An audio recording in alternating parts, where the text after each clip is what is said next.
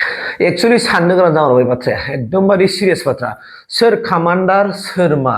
सोर गावबुरा दिनै मोदोम मावग्लुंजोब्बाय बायदि मोनदों आं गिग्लुंखाबाय दिनै मोदोमा थोर थोर थोर मावखाबाय कामान्डारखौ नुनानै गावबुराखौ नुनानै दिनै माने मोदोम मावग्लुंखाबाय दाना सोर मोदोम मावखो सोर कामान्डार जाखो आरो सोर गावबुरा जाखो माब्रै सोर सोरजों कन्टेक्ट लालायो माब्रै दा आं गासैबो बाथ्राखौ आं नोंथांमोननि गेजेराव होगोन आरो आं दिनैफ्रा आंनि आनफोरनिफ्राय जेखौ मोननानै नोंथांमोनजों आं दिनै शेयार खालामगोन स' आं भिडिअ क्लिपखौ होगोन আমাৰ এক্স বেল্টি সকলৰ লগত মই এনে আলোচনা কৰিছে আমি আগন্তুক ইলেকশ্যনত যাতে আমি একেলগে PPFৰ হৈ পেলাই আমি কাম কৰিব পাৰে তাৰ কাৰণে আমি এক্স বেল্টি লগত মই কথা পাতিছোঁ এক্স বেল্টি আছে 60 জনতকৈ ওপৰত আছে এতিয়াও মুছলপুৰ জিলা হিচাপে তো খুব ভাল লাগিছে মই আমাৰ এক্স বেল্টি সকলে চবেই ঠিক আছে আৰু আজি 35 জন UPPLৰ পৰা বা GSPৰ পৰা আমাৰ দলত সোমাইছে আমি আদৰি লৈছোঁ খুব ভাল লাগিছে মুঠতে BPF দল হিচাপে গোটেই BTC অঞ্চলত আমাৰ পজিশ্যনটো 1 নম্বৰত আছে ছেকেণ্ডত BJPৰ আছে 3 নম্বৰতহে UPPL মুঠতে আমি আগন্তুক যেটো নিৰ্বাচন হ'ব BTCত BPF দলে চৰকাৰ বনোৱাটো কাটা আলি বলে হিতেছে UPPLত সোমাব মই যিমান দূৰ জানো প্ৰমোদ বৰৰ লগত মোৰ কথা হৈ থাকে তো হিতেশ বসুমতাৰী ডাঙৰীয়াক কিবা UPPL দলৰ কামাণ্ডাৰ পৰ্টফলিঅ আছে বোলে 5 বছৰ হ'ল এইটো পূৰণ কৰিব পৰা নাই অহাকালি হিতেশ সোমোৱাৰ পিছতে হিতেশক UPPL দলৰ কামাণ্ডাৰ দিব বুলি কৈ আছে খাম্পা চন্দনটো ইহঁতেতো মানুহ যোগান ধৰা ইহঁতেতো পাইছে সেইদিনাই দিছে মানুহ যোগান ধৰিব লাগে আৰু BPFৰ পৰা লৈ যাব লাগে UPPLত যোগদান কৰাব লাগে দায়িত্ব সেইটোৱেই মানুহ যোগান ধৰা মই মানুহ যোগান ধৰা মানে গাঁওবুঢ়া স্যার প্রমোদ বড়ৰ বিৰাট ভালকৈ কথা পাতি মোৰ লগত আচ্ছা আচ্ছা স্যার বিশেষ এটা কথা হ'ল স্যার আপোনাৰ 17 বছৰ কালত অবৈধ খনন কাৰ্য চলা নাছিল এই নাই এই 5 বছৰত প্ৰমোদ বড় বা যিমান ডিপাৰ্টমেণ্ট আছে সব ডিপাৰ্টমেণ্টত কাৰাপশ্যন আছে অকল সেইটোৱেই নহয় বহুত কেৰেংগাটো জংঘল থৈ চেছ কৰি দিলে দেই অবৈধ খনন বেয়া লাগিছে ভাল হোৱা নাই এতিয়া চন্দন ব্ৰহ্ম আৰু কাম্পা গৈছে এইটো ভাল হ'ব লাগে হিচাপত ভাল জ্ঞান মানুহ গৈছে এইবিলাকতো নকবি আগত পৰাই চলি আছে সেইটো আপোনালোকে আজিহে দেখিছে এইটো বহুত আগত পৰাই চলি আছে ফৰেষ্ট অফিচত এনেকুৱা UPPLৰ মানুহ থকা কোনোবা ৰাস্তাত UPPLৰ মানুহ থকা কালেকশ্যন কৰা চিণ্ডিকেট কৰা এইবিলাক বহুত আগত পৰাই হৈ আছে দেই এইটোতো প্ৰমোদ বড় পাব এইফালে এতিয়া সেই ইতিছে সোমাব কামাণ্ডাৰী দিব তাক কামাণ্ডাৰী ল'ব এতিয়া বন্ধ নহয় কণ্টিনিউ হৈ থাকিব চেছ কৰিব ই দে হ'ব नोंथांमोना नुखाबाय बे बाथ्रा जाबाय मा हितेश जेनेखि बिथाङा दिनै UPPL आव जइन जागोन होननानै मिथिनाय जादों दिनै बिथाङा UPPL आवहाय जइन जासिगोन लोगोसे गोबां दैदेनगिरिफोरखौ लानानै बिथाङा दिनै UPPL आव जइन जासिगोन दा बे बाथ्राखौ लानानै दिनै हाग्रामा महिलारी सारा बुंदों जे बिथांखौ कामान्डार हिसाबै माने 5 बोसोरनिफ्रायनो दंगासिनो दंखायोमोन नाथाय बिथाङा एबार जइन जानायनि उनावहाय कामान्डार हिसाबै लानानै बिथाङा खामानि मावसिगोन आरोखि बिथाङा कामान्डार जाहैबाय सोरनि UPPL नि कामान्डार हिसाबै खामानि मावगोन सोर हितेश बसुमतारीया दा बियो दिनै जइन जागोन नालाय बिनिफ्राय बे फुल माने दायथ' लानानै खामानि मावसिगोन आरोखि कामान्डार हिसाबै फारसेथिं काम्पा आरो माने काम्पा बरगयारी आरो चन्दन ब्रह्म बिथां गेदेमा सारमोनखौबो बिथाङा मोनसे बिमुं दोनदों कि गावबुरा मानो गावबुरा बुंदों से बिथांमोना चन्दन ब्रह्म आरो काम्पा बरगयारी सारमोना थारमाने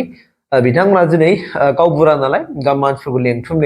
खालामनानै बिथांमोना माने UPPL आव जइन जाबायनि खामानिखौ मावनांगौ आरो दैट मिन्स BPF नि माने कर्मकर्ताफोरखौ सापर्टारफोरखौ एबा वार्कार्सफोरखौ माने लेंबोनानै माने UPPL आव जइन जाहोनांगौ आरो बिनि खामानिखौ गावबुरा दायथ' लानानैहाय माने बिथांमोना खामानि मावगोन काम्पा बरगयारी आरो चन्दन ब्रह्म बिथांमोना बे बाथ्राखौ बिथाङा बुंथिनानै होदों आगु BTC नि चिफ माने काम्पा आरो चन्दनखौ जे सोर बुंदों हाग्रामा महिलारी सारा दा लोगोफोर नोंथांमोना माबायदि फिल खालामदों आं ओरैबायदि फिल खालामनो मोनदों आंनि फिलिंखौ नोंथांमोननो शेयार खालामनो बिनिखायनो जों प्रमद बरुवा गावजों रायलायहरबाय थायो प्रमद बरुवा बिथांखौ रिकुवेस्ट खालामदों आरो डिमान्ड खालामदों बिसोरखौ पार्टियाव नांगौ हिसाबै गोरों मानसि हिसाबै दा फारसेथिं जों प्रमद बरुवानि बाथ्राखौ जों खोनासङोब्ला बे गासिबो मिसा थारमाने बिथाङा आन्दायबाय दिनै हाग्रामा महिलारिया आन्दायबाय दिनै बिथाङा गोब्राबनाय बायदि बाथ्रा रायलायबाय जे दिनै गावनि राजखान्थिनि माखासे हालोदा थांना थाला बेखौ बिथाङा साननानै माने आन्दायबाय आरो आन्दायनानै बियो आवनायनाय बायदि बाथ्राफोरखौ रायलायबाय होननानै बिथाङा जोंना दानि माने रानिं जेनोखि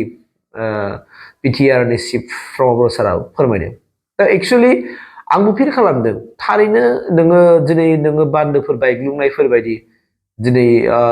UPPL आव BPF नि गोबां दैदेनगिरिफ्रा दिनै जइन जाबोबाय